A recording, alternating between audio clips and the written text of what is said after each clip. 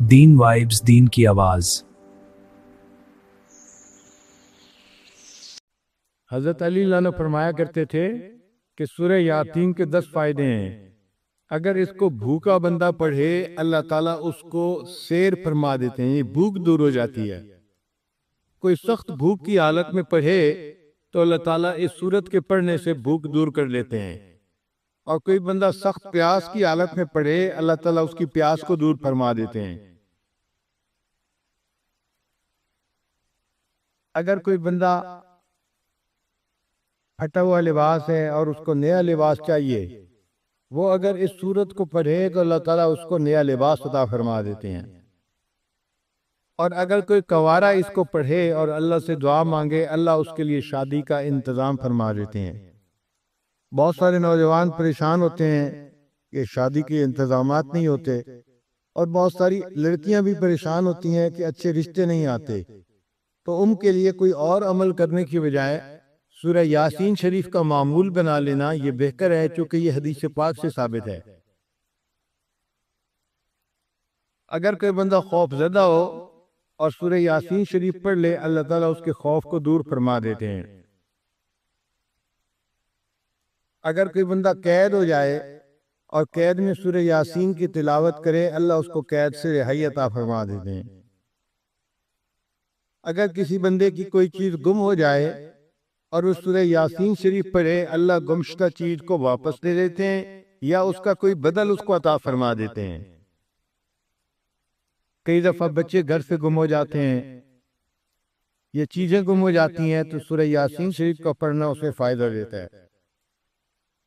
اگر کوئی مریض ہو اور اس کے اوپر سورہ یاسین شریف پڑھی جائے، اللہ تعالیٰ اس مرض کو شفا عطا فرما دیتے ہیں۔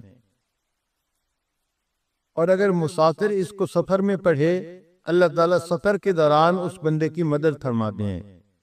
اور 10واں فرماتے تھے کہ اگر قریب الموت کوئی بندہ ہے، اس کے قریب اس کو پڑھا جائے، اللہ تعالیٰ اس کی روح کے آسانی سے نکلنے کا جو ہے وہ مہربانی فرما دیتے ہیں۔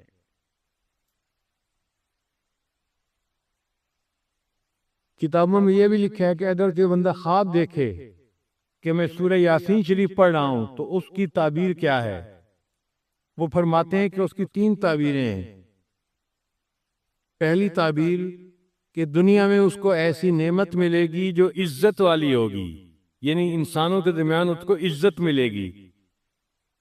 اجرن کریم کا لفظ ہے نا، تو کریم والا اجر، تو اس کی وجہ سے اللہ تعالیٰ اس کو دنیا میں عزتیں عطا فرمائیں گے۔ ایک تعبیر یہ ہے، اور دوسری تعبیر یہ ہے کہ قیامت کے دن اس کو نبی علیہ الصلوۃ والسلام کا ساتھ نصیب ہوگا، ان کے ہاتھوں اس کو حوض کوثر کا جام نصیب ہوگا۔ اور تیسری تعبیر یہ فرماتے ہیں کہ جو بندہ خواب میں سورہ یاسین شریف کی تلاوت کرے، یہ اس بات کی دلیل ہے کہ یہ مخلص بندہ ہے، اللہ نے اس کو ریا سے محفوظ فرما لیا ہے۔ یہ وہ فضائل تھے جو ہمیں اور کئی ساری کتابوں میں سرچ کرنے کے بعد ملے، تو جی چاہا کہ ان فضائل کو آپ کے ساتھ شیئر کر دیا جائے۔ یہ اثرات ہیں۔ ہمارے حضرت احمد اللہ علیہ فرماتے تھے کہ قرآن مجید کی آیت ہے سلام علی نوح فی العالمین۔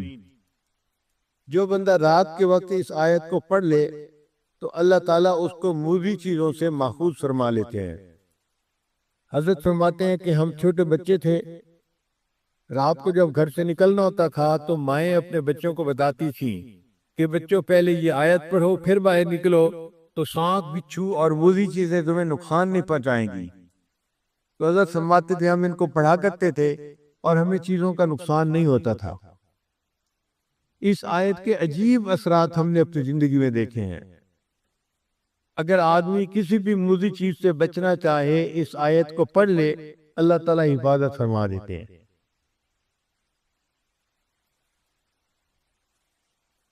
ہمیں سفر میں کئی مرتبہ مشکل پیش آتی ہے۔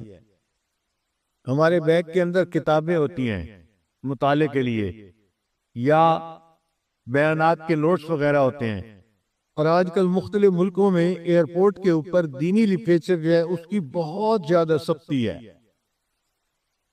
یعنی ایسے تو کسی کے پاس سے اسلحہ نکل آئے تو اتنی سختی نہیں کرتے، جتنا دینی کتاب کوئی نکل آئے تو اس پر سختی کرتے ہیں۔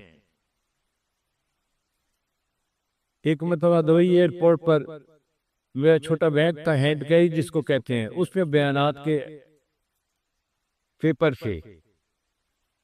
تو جب پاسپورٹ چیک کروانے کے بعد ہم آگے نکلے تو مشین والے نے چیک کیا اور اس نے میرا بیگ کھول کر دیکھا اور مجھ سے پوچھا کہ یہ کیا ہے۔